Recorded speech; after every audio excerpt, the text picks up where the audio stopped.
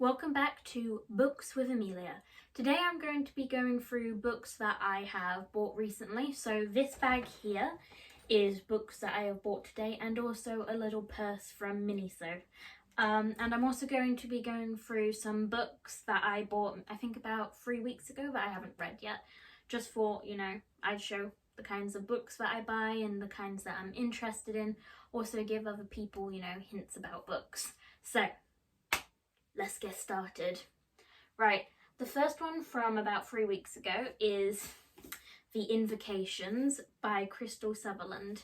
So this is like a mystery but with magic. It's described as thrilling, irresistible and unforgettable. I have seen this on Waterstones. I follow them on Instagram and I had seen it come up on their story, so I had to get the Waterstones exclusive edition because it just sounds so good. It just sounds like something I'd really be interested in. Now, I don't know too much about it, so I'm just going to read the blurb or the back of the book. I don't know, Right. Emma Byrne is haunted, hunted, and increasingly terrified as her clients, all desperate women willing to sell a piece of their soul for a scrap of magical power, are being killed off one by one. Jude Wolfe is rich as sin and as handsome as the devil, but she's also cursed. Her immortal soul is tethered to a demon and her body is decaying. She needs a solution, fast. Zara Jones's sister has been murdered, but Zara has no time to grieve. She's set on revenge and on bringing her sister back from the dead. The clock is ticking. As Jude and Zara's darkly terrible paths drive them ever further into the occult, they arrive at the same grim location, the apartment of a murdered woman, and there they find a strange business card inscribed with the words Emma Byrne, Curse Writer. Emma, Jude, and Zara's lives are now unavoidably entwined. The three damaged young women, one cursed, one hunted, one out for revenge, must track down and eliminate a brutal supernatural killer before they too become victims. Now, if that isn't just the perfect story, I don't know what is. I picked it up, I went out book shopping with my dad and I saw it and I just immediately had to grab it because it's Waterstones exclusive, so I believe it has some extra content. I'm not quite sure, but it has these sprayed edges and I love a good sprayed edge. I like my books being in pristine condition and looking perfect, so any book with a sprayed edge is an immediate go-to for me. But it just sounds so good, so definitely have a look at this.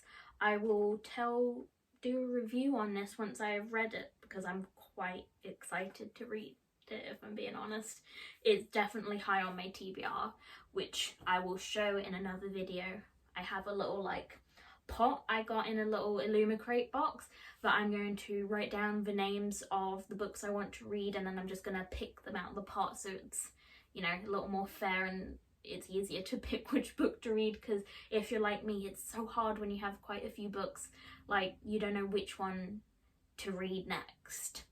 Okay, moving on. I'm really into Greek mythology after Percy Jackson, so there's 2 Greek mythology books in this from 3 weeks ago. This is Ariadne. So this is described as energetic and compelling, a lyrical, insightful retelling. So this is by Jennifer Saint. So I saw this, I saw it in Foyles in London, and there was this whole little section of Greek mythology books, and I had to. I'm a sucker for Greek mythology. It's just so interesting. I will describe the back though. That sounds weird. As princesses of Crete and daughters of King Minos, Ariadne and Phaedra grew up hearing the terrible bellows of the Minotaur from the labyrinth. The Minotaur, Minos's greatest shame, and Ariadne's brother, demands blood every year. When Theseus, prince of Athens, arrives in Crete as a sacrifice to the beast, Ariadne falls for him, but helping Theseus defeat the monster means betraying her family, and Ariadne knows that in a world ruled by mercurial gods, drawing their attention can cost you everything. Ariadne has heard too many tales of women being punished for the acts of men. She is determined to set her own fate, but will she find herself sacrificed for her lover's ambition? So that just sounds really good. I just saw it and I read the back and I was just really interested in. And apparently Jennifer Saint is quite good with Greek mythology. I saw a recommendation on TikTok videos, so I thought I'll pick this up, give it a go, because as I said, Greek mythology is just perfection to me. Right, moving on. We have Furyborn, the Imperium Trilogy, Book 1. Now, the first thing that drew me to this, yes, was this bit here, that little sword, but it also, look at that. That is a good floppy book. I mean, I love floppy books. When they're like this and they're so easy to just open and read, it just makes reading so much, like, easier for me. I don't like the feeling when it's really tough to read it. So this is by Claire Legrand, and this is: two young women, centuries apart, hold the power to either save their world or doom it. When assassins ambush her best friend, Riel Darden risks everything to save him, exposing herself as one of a pair of prophesied queens, a queen of light and a queen of blood. To prove she is the Sun Queen, Riel must endure 7 elemental magic trials. If she fails, she will be executed unless the trials kill her first. 1,000 years later, the legend of Queen Riel is a fairy tale to Eliana Furcora, a bounty hunter for the Undying Empire. Eliana believes herself untouchable until her mother vanishes. To find her, Eliana joins a rebel captain and discovers that the evil at the Empire's heart is more terrible than she ever imagined. As Riel and Eliana fight in a cosmic war that spans millennia, their stories intersect, and the shocking connections between them ultimately determine the fate of their world and of each other. That, as I said in the other video, I am a big, fantasy lover. I just love all things fantasy, and that just sounds so good. So I saw it and I just picked it up and read the back, and I just immediately put it in my basket. Just yes, so definitely have a look at this. I will tell you my review of it at another time, but yeah, definitely for me it is. Sorry, I get excited about books. Right, this one I'm sure is very widely known. It's my last Greek mythology book. So this is Circe by Madeline Miller. I believe she is also the author of The Song of Achilles, which is, I won't go into it, but it's such a good book, and it's so, I won't say anything, but I read it and I was like, Circe sounds really good, and I'm looking forward to starting to read it. So let's read the back. In the house of Helios, god of the sun and mightiest of the Titans, a daughter is born. Circe is strange, not powerful and terrible like her father, nor gorgeous and mercenary like her mother, but she has a dark power of her own, witchcraft. When Circe's gift threatens the gods, she is banished to the islands of Aiaia, where she hones her occult craft, casting spells, gathering strange herbs, and taming wild beasts. Yet a woman who stands alone cannot live in peace for long, and among her island's guests is an unexpected visitor, the mortal Odysseus, for whom Circe will risk everything.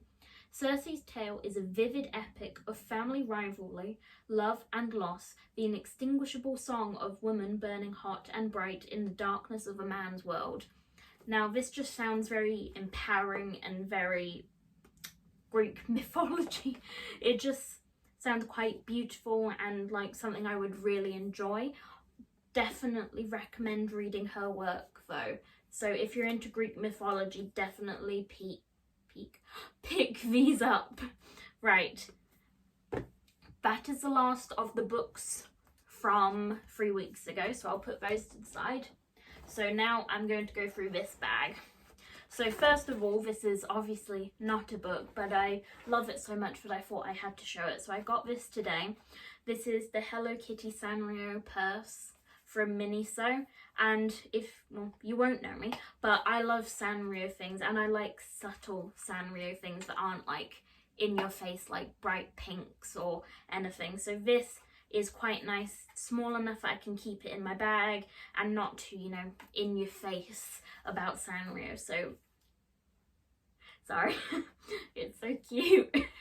Right, sorry for that. Again, it's my shelf. Every time I move on this bed, my shelf wobbles like it's gonna fall over. It's not, but it makes weird noises. Right, so that is the Sanrio purse. So I'll put that there. Right, here are the books. I don't know whether I should take them out of the bag first. So I'll take them out of the bag and put them on the side. So first, I'm gonna struggle to describe this one because it's quite old and I'm not very good at describing classic novels, so I'm not really gonna describe it. I'm just gonna tell you why I wanted it.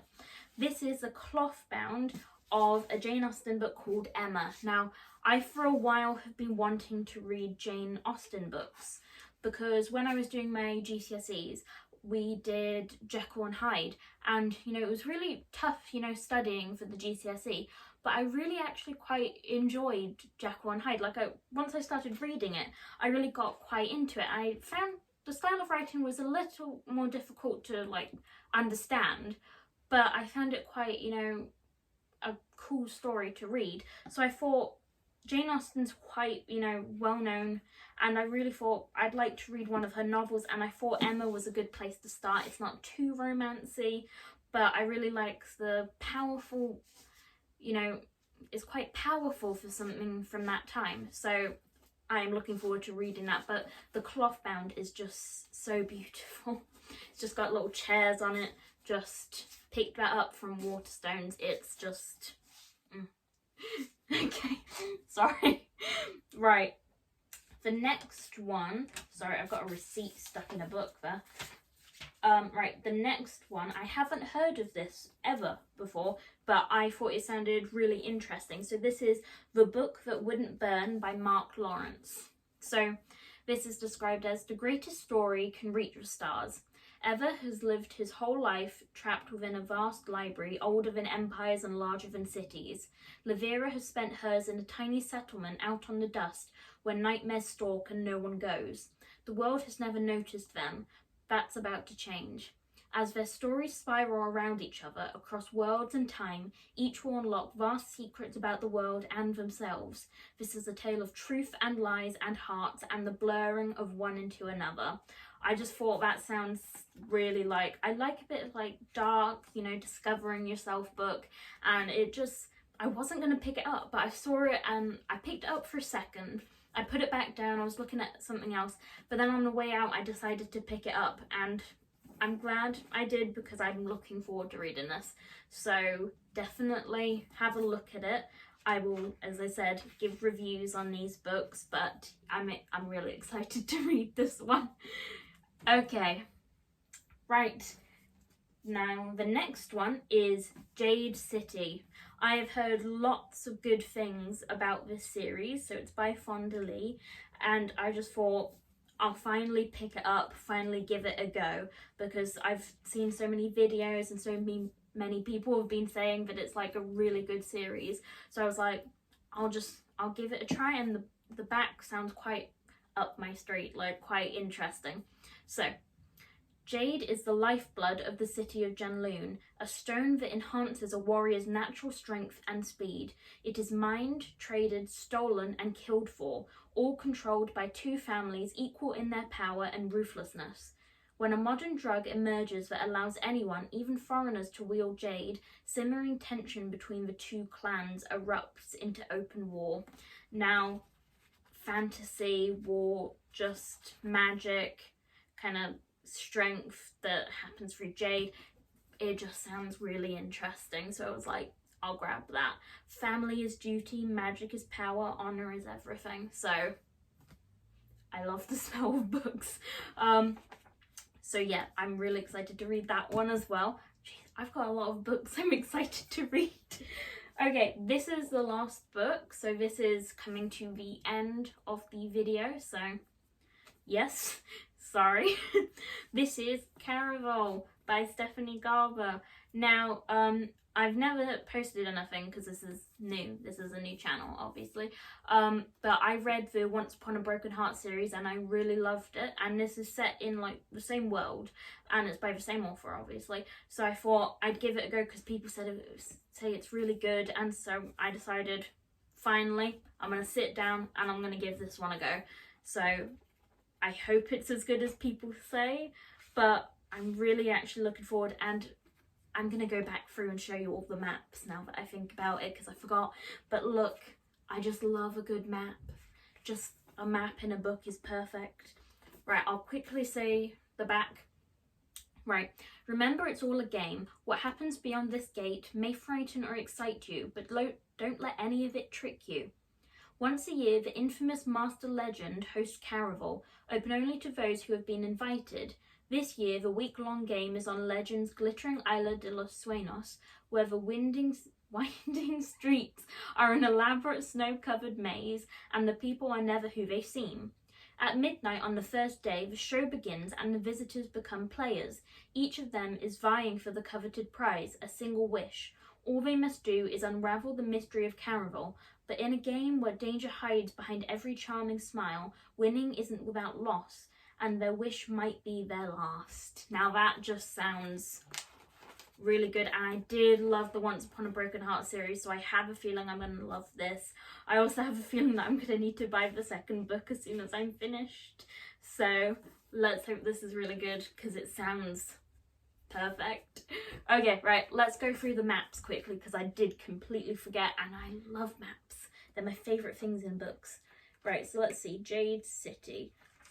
This is weird looking upside down, so there we go. So we've got that map. Then we have this map. And that is the maps, but that, love a good map. Are there any maps in this book? No maps in this book. Obviously no maps in Emma. Circe, I don't believe Circe has a map. Just checking. No map in there. Furyborn may have a map. I'm saying may because most fantasy books tend to. Yeah, there we go. That's the map for Furyborn. Love it. It's so much detail, and I'm like, I wish I could create that like level of detail in a map, but alas, my imagination does not transfer to maps.